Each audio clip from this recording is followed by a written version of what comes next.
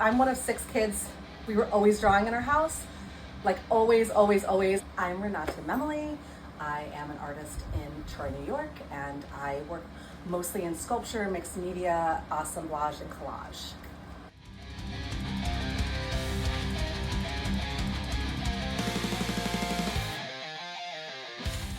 I look at a lot of different things. I think what you like to look at and what you like to produce don't always necessarily match.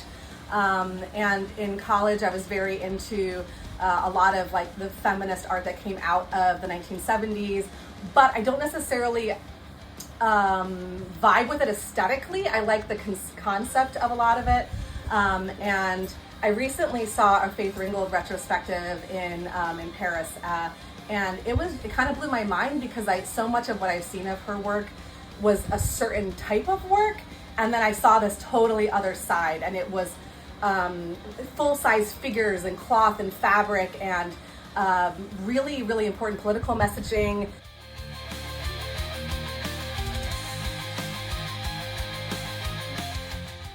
I always had teachers be like, oh, you like to paint and you like to make sculpture. How do you make those two things speak together? And in college, I had a really, really hard time with that. I couldn't make them speak. They're like two separate things that I did. And so that's what I feel like I'm still kind of striving to do, is to try to figure out how do you make that tactileness of one thing and then sort of the more representational of the other come together in a way that makes sense visually.